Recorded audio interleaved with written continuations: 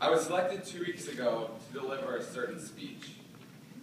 This speech was about changing the world.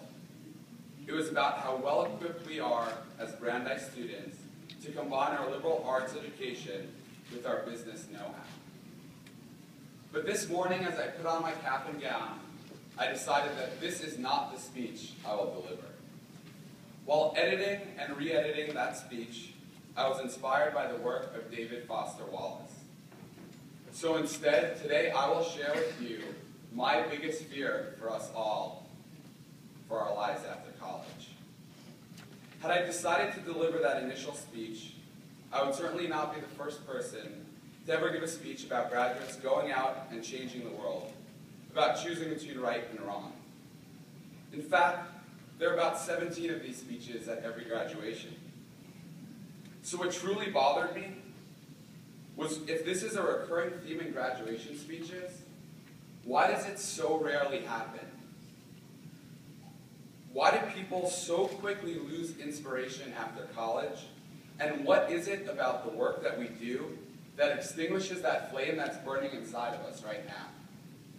It is this apathy, this detachment, this monotony that I fear most about life for us after college.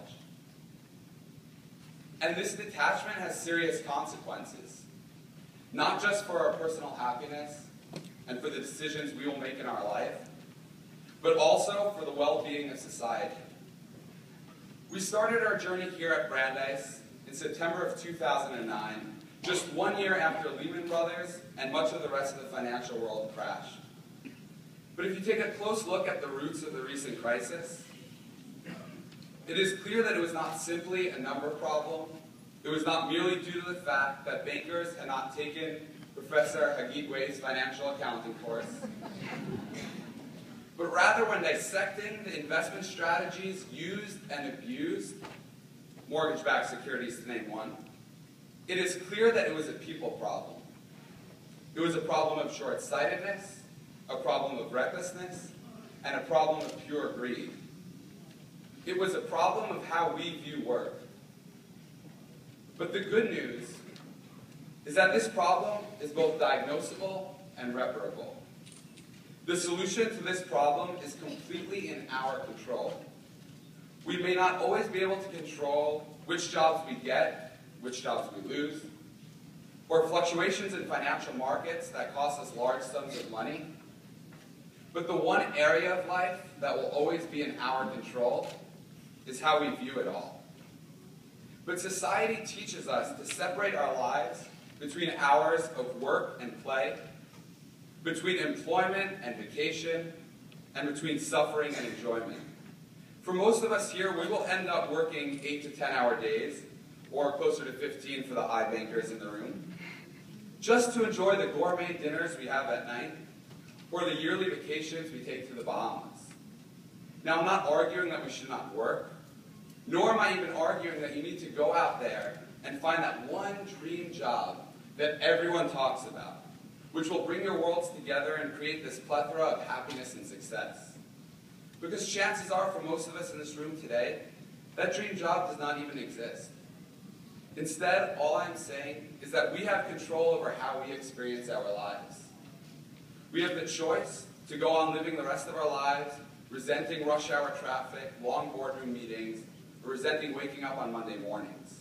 We could become a slave to the 40-hour work week just to enjoy the few hours that we have off. Or we can choose to experience our working life in a completely different light. We can enjoy it all.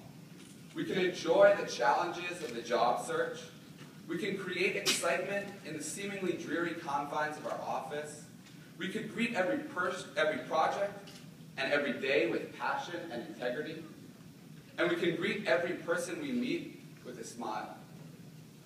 There need not be this difference between work and play. As Alan Watts, the great English philosopher, said, we could view work as play. Every day is only going to be as happy and full of life as we choose to make it. Whether we're on vacation or we're at the office until midnight. There does not exist this work version of ourselves that is somehow different than this real version of ourselves.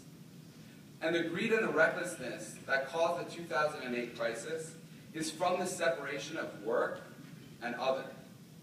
The cutthroat, gluttonous, ravenous behavior stems from viewing work as nothing but a means to an end goal of accumulating wealth. We're going to be spending much of our lives working. Why not choose to enjoy it for what it is, not just for what it allows? I want to close with a story I heard from Alan Hassenfeld, a chairman of the board at Brandeis International Business School. Once upon a time in a small village, there lived a wise old teacher who was greatly respected by the townspeople. And one day, two of his students began to question his wisdom. Thinking themselves more clever than their teacher, as we've all been guilty of at some point, these self-assured students decided to outsmart him. So they captured a bird from the nearby forest and devised a surefire way to trick their teacher. They were going to hold the live bird behind their hands and ask the elder if the bird was dead or alive. If he said dead, they could quickly release the bird into the open and happily watch it fly away.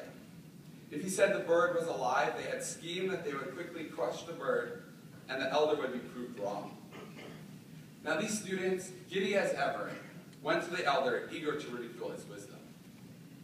They approached him and in a mocking voice said, "O master, we have a riddle for you. Is the bird in our hands dead or alive?"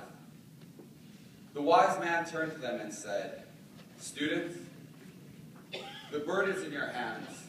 Whatever you decide to do with it, only that will determine its fate." Friends and colleagues sitting here in front of me, after our time at Brandeis, we have the knowledge, the creativity, and the resources to determine the fate of our lives. Our success and our enjoyment and the future of society is in our hands.